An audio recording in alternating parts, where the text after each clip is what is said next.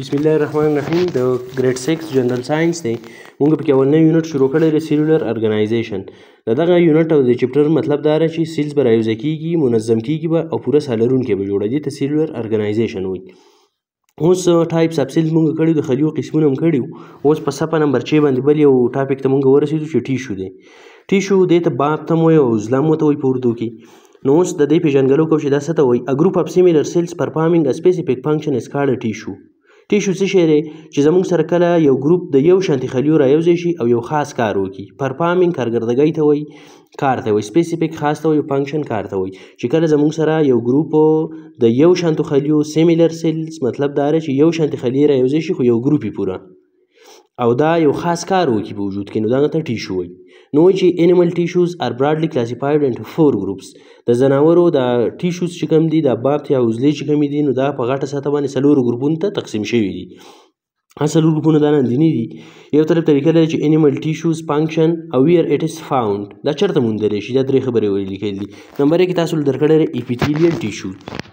نو تاسو دا خبره کړله ایپیتیلیل سیلز هم تاسو ویل دي که نه؟ ایپیتیلیم سیلز هغه سیلز چې هغه زموږ سره تاسو په سیلز په ټاپک کې دا ویلی دی، هغه تاسو کتلی شئ چې دا به داسې قسم سیلز دي چې دا به زموږ سره حفاظت کوي زموږ په وجود کې د مختلفو حصو. دا به فلټریشن کوي او دا به اکسکریشن کوي او کاورینګ به کوي که نه. دا خبرې تاسو کړلي، دا په پوټکي کې او په چمړی کې ځای په ځای د دې مثالونه تاسو ویلي هلته. نو اوس هغه سیلز به رایوځای کېږي ایپیتیلیم سیل او د دې نه به ایپیتیلیل ټیشو جوړېږي. نو اوس دا خبره کوي چې ایپیتیلیل ټیشو څه شی دی. د دې فنکشن دا دی چې کاورز دا به پټوي، پروټیکټ حفاظت به کوي، انسیکریټ او دا به اخراج کوي. کار یې دا دی، تاسو بره په سیلز کې هم ویل دي، خو دا ټیشو چې دی نو دا به ګروپ اف سیلز دي، سیمیلر سیلز. نو دا حقه ایپیتیلیم سیلز دي خو یو ګروپ یې رایوځای شوی دی، نو بل یو شکل ته جوړ شوی دی، دې ته ټیشو وایي. ایپیتیلیل ټیشو شو. کار یې دغه دی، ویر اټ از فاوند. دا موجود چېرته دا په سکین کې، په چمړه کې، لایننګ اف ټیوبس اینډ ارګنز. په هغه ټیوبس کې وایي هغه واړه واړه پیپونه چې کوم زموږ په وجود کې د پیپونو په شکل کې دي، دی به هلته کوټینګ کړی، یو قسم هغه پیپونه به پټ کړي. لکه زموږ د خوراک نالۍ چې کومه ده، په دې باندې به یې د پاسه نه کوټینګ کړی چې په دې کې خوراک شي ښکته معدې ته. زموږ چې کومه ساه نالۍ ده، په هغې باندې به د ایپیتیلیل ټیشو د وجې نه چې دی نو کوټینګ شوی. اینډ ارګنز او ځینې اعضا چې زموږ کوم دي، لکه پیپړۍ شوې، کډنیز ګردې شوې، په دغه کې به چې دی نو دی داسې کار کړی چې یا معده شوه، په دې به کاورینګ کړی. دې کار دا دی کاورینګ او پروټیکشن، حفاظت، یا سیکریشن به کوي، اخراج به کوي. نو سیکریشن او اکسکریشن هم تاسو ویلی دی بهر ایپیتیلیم سیلز کې، نو هغه تاسو کتلی شئ هغه ټاپک. دا یو قسم ټیشو شو. دویم نمبر ټیشو دی ورکړی دی کنیکټیو ټیشو. کنیکټیو ټیشو مطلب دا دی چې دا به کنیکشن میلاب پیدا کوي، یو ځایوالی، ربط به پیدا کوي. فنکشن یې دا نه چې کنیکټ څه دا به رایوځای کول کوي، ترانسپورټ ترسیل به کوي، د یو ځای نه بل ځای ته څه لیږي، اینډ سپورټ او مدد به کوي. دا به داسې قسم ټیشوز په دې وجود کې. ویر اټ از فاوند دا موجود چېرته وي. نو د کنیکټیو ټیشو مثال بون دی، هډوکی، بلډ اینه ده چې بلډ ترانسپورټیشن کوي، خوراک او اوبه وړي او اکسیجن ګیس وړي زموږ په وجود کې. کارټیلیج، کرچ چې ورته موږ وایو، د دوه هډوکو په منځ کې دوه هډوکي د یو بل سره رایوځای کړي. فیټس، چربي چې کومه ده که نه، دا د کنیکټیو ټیشو مثال دی زموږ دپاره. انرژي او طاقت سټور کوي په وجود کې. لوز کنیکټیو ټیشوز اټسیټرا وغیره نور هم پکې دي. لوز کنیکټیو ټیشوز مطلب دا دی چې دا به ټیشو هغه قسم چې لکه کوم داسې نازک اعضا کوم دي زموږ په وجود کې، لکه کډنیز چې کوم شو که نه، په هغه کې چې کوم ټیشو ګیر چاپېره هغه پکې بند دي، نو هغه قطع چې دی نو کنیکټیو ټیشو وایي. دغه مثالونه شو، دغلته موندلی شئ تاسو. ورسره بل درکړی دی تاسو له مسکولر ټیشو. نو مسکولر ټیشو مطلب دا دی چې دا خو به مسل سیلز نه جوړي. ښکاره خبره چې مسل سیلز به رایوځای شوي او مسکولر ټیشو به یې جوړ کړی. د دې کار سره فنکشن یې دا دی چې موز باډي پارټس سره وجود د حصو له حرکت ورکوي. د دې مثالونه چېرته دي؟ دا چېرته موندلی شئ؟ ویر اټ از فاوند دا تاسو موندلی شئ. هارټ په زړه کې، مسلز په پاټو کې، اټسیټرا وغیره. د پټې چې کومې دي زموږ د لاسونو د مټو پټې چې کومې دي، په دې کې تاسو موندلی شئ په زړه کې، ځکه چې زړه هم حرکت کوي. نروس ټیشوز دي، اعصابي باب دي، اعصابي عضلې دي. هغه عضلې چې هغه د نارو سیل نه جوړ دي، نو هغه به نارو ټیشو دي، ځکه چې دا خبره زه بار بار کوم چې سیلز به رایوځای کېږي، نو هغه به ټیشو جوړوي. نو د هر یو قسم دپاره به د دقه خاص قسم یو شانتې سیلز رایوځای شوي، دا ټیشو به جوړ کړي. ناري ټیشو چې د څه نه جوړ دی، نو هغه به نارو سیلي. د فنکشن کار سره چې کیری میسیج اراوند د باډي، د دې کار دا دی چې دا په دې ټول وجود کې پیغامونه وړي، کیری کوي. به پیغامونه دا دي چې یاره کم بدلون راځي په ماحول کې، هغه مونږ محسوسوو، زموږ وجود هغه مطابق بیا فیصله کوي. نو د نارو ټیشو مطلب دا دی چې دا به کار ادارې فنکشن چې دا به زموږ په وجود کې پیغامونه وړي.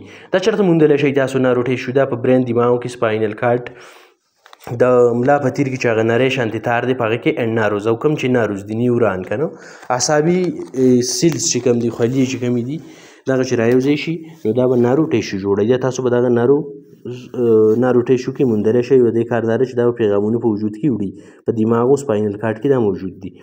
اوس دا خو انیملز ټیشوز 4 غټ قسمونه اوس پلانټ ټیشوز هم دوی ورکړي چې پلانټ ټیشوز څه شی دي او د فنکشن هغه چېرته موندلی شي. نو اپیډرمل ټیشو یې ورکړی دی. اپیډرمل ټیشو چې دی نو دا په بوټي کې هغه ټیشو دی د فنکشن دا کار چې کورز دا پټۍ حفاظت کوي اینډ پروټیکټ او حفاظت کوي.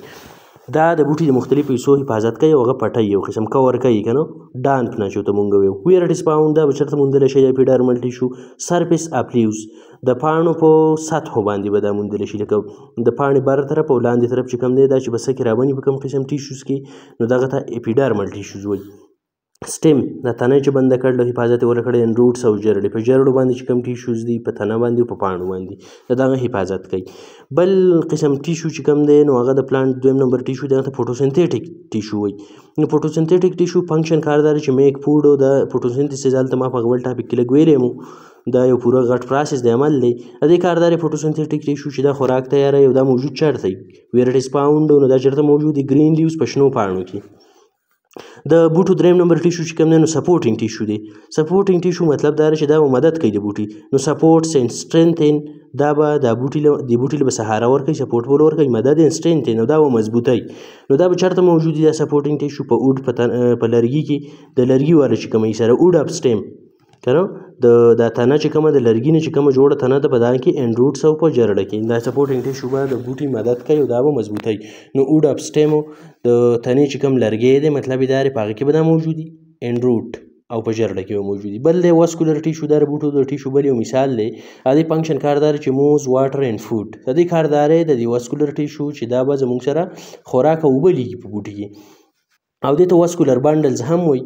دا نری پیپونه دي نرو پیپونو په شکل کې دي دا واسکولر ټیشو او واسکولر بانډل چې زایلم دی او فلویم دی که نه نو زایلم کار دا دی چې دا زموږ سره د اوبو ترسیل کوي اوبه لیږي او فلویم کار دا دی چې په بوټي په پاڼه کې کوم خوراک تیار شي نو هغه مختلفو حصو ته وړي. دا نری رګونه شانتې دي پیپونه شانتې دي.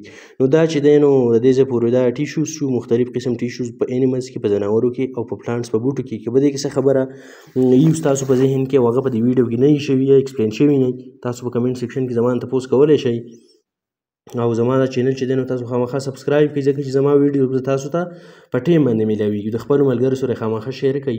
سټوډنټان یې ستاسو کره د دې کلاس نو هغو ته هم تاسو ښودلی شئ دا په اسانه ژبه کې د هغه پرې پوهېدی شي او د خپلو ملګرو سره نور سره هم شیر کړئ. جزاک الله خیر.